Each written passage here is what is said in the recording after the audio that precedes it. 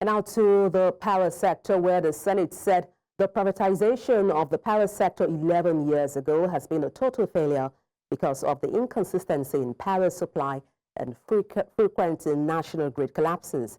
The Red Chamber warned that it might propose legislative measures to repeal the policy as part of efforts to ensure a stable power supply in the country.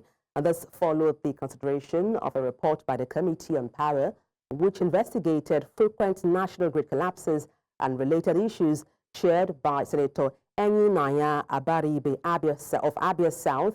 Abaribe, who presented a report of the committee's findings, said factors such as aging infrastructure, abandoned projects worth trillions of naira, regulatory inefficiencies, security lapses, lack of modern monetary systems like SCADA, and inadequate financial oversight were responsible for the frequent grid failures.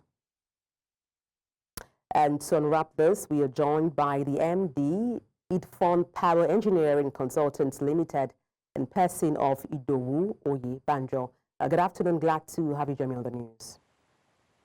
Good afternoon. All right. Let me kick off by asking what you think are the potential consequences of repealing the Power Sector Reform Act on the independent power producers, and of course, when it comes to the distribution companies operating in Nigeria. That's the discourse.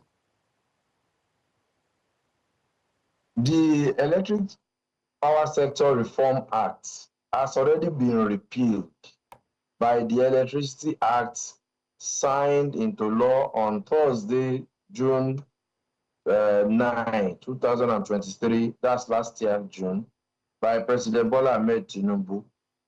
So what the Senate is trying to do now is not clear to me as a person, because they were the ones who submitted the Electricity Act, the policy itself, repealing this same Power Sector Reform Act of 2005 that they are now claiming they want to repeal.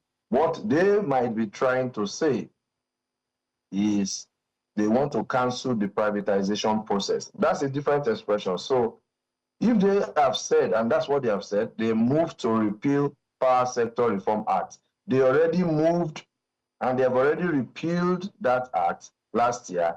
And what they now have, they themselves proposed a bill for the assent of the president to repeal that act last year and to approve a new one called Electricity Act. So if the Senate their consult for their committee who know their onions, they should have said, we want to implement the Electricity Act fully. That's what Nigeria needs now, implementing the Electricity Act fully. Now, talking about implementing the Electricity Act, could you please expatiate further? What is the component of, implementing these Electricity Acts? So the Electricity Act requests a number of things. One, every state now has the right to generate, transmit, distribute, and supply electricity to its citizens. So Kaduna State the government of Kaduna State now has the right to produce electricity for its people. And that is a kind of decentralization of the power sector. The decentralization there means that each state will sell electricity to its people, and where there is surplus, they will also sell it to the rest of the country. If you look at what has happened in Abia State recently, geometric power, independent power plants. So in a section of Abia State, you have this geometric power, Professor Batinaji owned company, and they are supplying electricity to a section of the area of the state, like Ariara and Co. Now, that is what the Electricity Act is asking states to do. And you'll be surprised, since 12 months over, now going to 18 months, only 7 states have had the courage out of the lot to say, look, we are taking this. Whereas what you should have expected is any state, and I repeat, any state that believes that it wants to be economically active, it wants the citizens to develop, it wants to have improved economy, that state should have signed the Electricity Act. Any state that hasn't considered signing that Electricity Act for their state, something should be considered of what that government is doing in that state. So that's number one. Let your state. Go ahead. Number please. one, let your state have its own electricity supply system. That's what that act wants. Secondly, the act says that the national electricity market, which is the national grid, it has to unbundle the governance structure, especially of the transmission company of Nigeria, which is currently owned by government.